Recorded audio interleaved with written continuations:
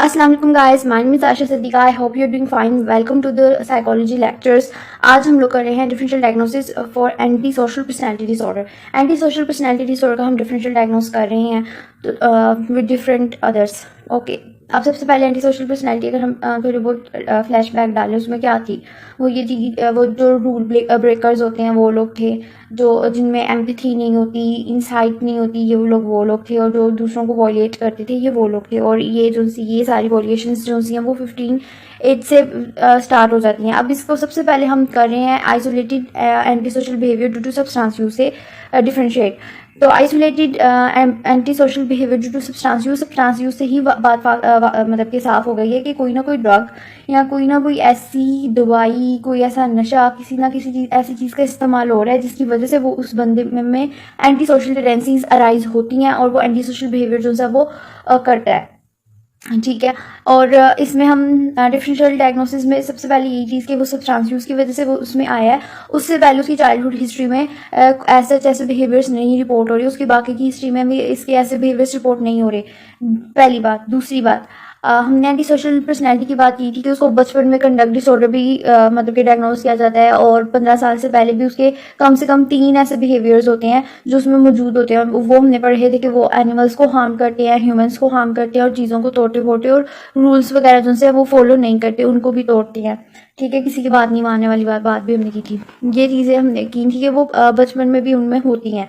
तो अब ये 3 चीज़ें अगर उसमें बचपन में नहीं होती और अब वो एक सब्सटेंस यूज़ कर रहा है और उसके बाद फिर एंटी सोशल बिहेवियर मतलब कि दिखा रहा है, एग्जिबिट कर रहा है, तो उसमें भी हम कहेंगे सब्सटेंस यूज़ की वजह से है। उसके बाद anti social behaviour occurring in schizophrenia और मैनिक एपिसोड। इसकी जब हम बात करेंगे स्किज़ोफ्रेनिया और मैनिक एपिसोड की वजह से कैसे हो रहा है, उसमें ऐसे होता है कि सबसे पहले वही चीज़ कि पहले हम कंडक्ट डिसऑर्डर देखेंगे कि क्या प्री एग्जिस्ट कर रहा था कंडक्ट डिसऑर्डर, मतलब बचपन में 15 साल से पहले हम कंडक्ट डिसऑर्डर ही डायग्नोस करते हैं, तो हम वो देखेंगे कि उसमें हिस्ट्री है कंडक्ट डिसऑर्डर की। अगर कंडक्ट डिसऑर्डर की हिस्ट्री नहीं है, एंटी सोशल पर्सनैलिटी कौन सा है वो डायग्नोस नहीं होगा, बल्कि वो डायग्नोस होगा स्किज़ोफ्रेनिया और मैनिक एपिसोड्स के साथ। ठीक है, उसके बाद हम कंडक्ट डिसऑर्डर देखते हैं। कंडक्ट डिसऑर्डर वही कि रिपीटेटिव एंड पर्सिस्टेंट पैटर्न्स होते हैं बिहेवियर्स के, जो कि सोसाइटल नॉर्म्स राइट्स को वॉलिएट कर रहे होते हैं। कंडक्ट डिसऑर्डर जो है वो किसी भी एज पे डायग्नोस कर सकते हैं, लेकिन 18 के बाद हम एंटी सोशल पर्सनैलिटी डायग्नोस करते हैं, और 18 से पहले हम और 15 से पहले हम कंडक्ट डिसऑर्डर डायग्नोस करते हैं। कंडक्ट डिसऑर्डर का क्राइटेरिया जो है ओके और हम 18 एज के बाद कंडक्ट डिसऑर्डर सिर्फ तभी डायग्नोस करते हैं अगर एंटी सोशल का क्राइटेरिया ना फुलफिल हो रहा हो। एंटी सोशल का आप क्राइटेरिया देखिएगा, उसका अगर क्राइटेरिया फुलफिल ना हो रहा हो फिर आप कंडक्ट डिसऑर्डर का क्राइटेरिया देखते हैं। अगर कंडक्ट डिसऑर्डर का क्राइटेरिया फुलफिल हो रहा है तो हम 18 साल मतलब 15 साल के बाद भी 18 साल पे भी कंडक्ट डिसऑर्डर डायग्नोस कर देते हैं। ठीक है, क्योंकि कंडक्ट डिसऑर्डर हो रहा है और एंटी सोशल जो है वो फुलफिल नहीं हो रहा। उसके बाद है ग्लिपनेस, एक्सप्लोटेटिवनेस और lake of empathy in narcissistic personality disorder. Narcissistic personality disorder की हमने बात की थी, तो उसमें अगर ये चीज़ है तो वही चीज़ की इम्पल्सिविटी और एग्रेसिवनेस जो सी है वो चीज़ें नहीं होती नार्सिसिस्टिक में। इम्पल्सिविटी नहीं होती नार्सिसिस्टिक में, अग्रेशन नहीं होता, और दूसरी बात नार्सिसिस्टिक की हिस्ट्री जो सी वो कंडक्ट डिसऑर्डर नहीं होती, जबकि एंटी सोशल में हमने टिपिकली पढ़ा है कि वो पहले भी बचपन में ऐसी हरकतें करता रहता है और बचपन में उसको कंडक्ट डिसऑर्डर डायग्नोस कर सकते हैं हम लोग। उसके बाद हम दोबारा देखते हैं सुपरफिशियल इमोशनैलिटी इन हिस्ट्रॉनिक पर्सनैलिटी डिसऑर्डर। मतलब कि हिस्ट्रॉनिक में वो जो एक सुपरफिशियल इमोशनैलिटी कि बहुत ज़्यादा मैं इमोशनल हूँ और इस तरह की, तो दोबारा से वही बात की हिस्ट्रॉनिक पर्सनैलिटी में इम्पल्सिविटी एंड एग्रेसिवनेस नहीं होती, और ना ही हिस्ट्रॉनिक की भी ऐसी हिस्ट्री होती है ऐसे कंडक्ट डिसऑर्डर की।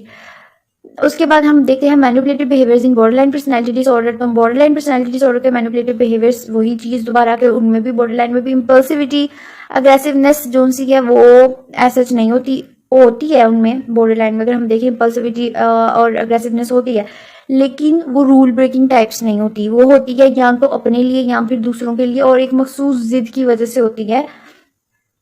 उनके कुछ फिक्स्ड बिलीव्स होते हैं और एटीट्यूड्स बॉर्डरलाइन के और ये एंटी सोशल पर्सनैलिटीज़ के डिफरेंट होते हैं। बॉर्डरलाइन को चाहिए होते हैं अपने इर्द लोग चाहिए होते हैं, उसकी नीड्स होती हैं, बॉर्डरलाइन डिमांडिंग होती है, उसको सब कुछ चाहिए होता है।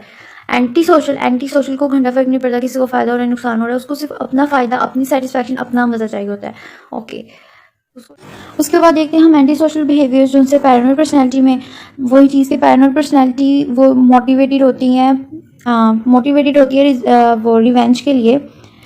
نہ کہ ان کو ایسا ڈیزائر نہیں ہوتی, بس وہ موٹیویٹڈ ہوتی ہیں, اچھا میں اس چیز کا بدلہ لوں گی, لیکن اس نے لینا نہ لینا وہ الگ کہانی ہوتی ہے.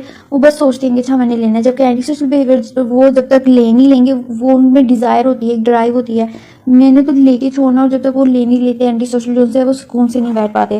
اس کے بعد اڈلٹ اینٹی سوشل بیہیویئرس کو ہم ایسے دیکھتے ہیں کہ جب ہم اینٹی سوشل کی بات کرتے ہیں ہم کہتے ہیں کہ اچھا بچپن میں ایڈولسنس میں اس کے کچھ اسپیسیفک بیہیویئرس جو ان سے وہ ہوں گے, لائک کہ انسانوں کو نقصان پہنچانا, جانوروں کو نقصان پہنچانا, اور رولس وغیرہ توڑنا, ٹھیک ہے, کوئی چیز نہیں, باتیں نہیں ماننا اور رولس وغیرہ توڑنا, ٹھیک ہے.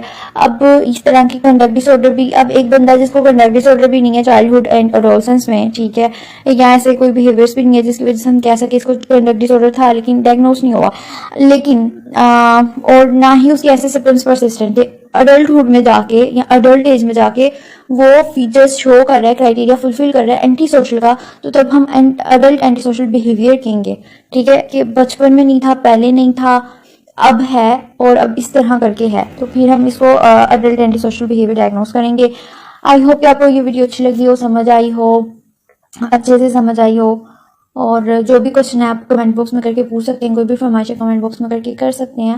اور تب تک کے لیے اللہ حافظ, take care, subscribe, like, share ضرور کر دیجیے گا. اللہ حافظ.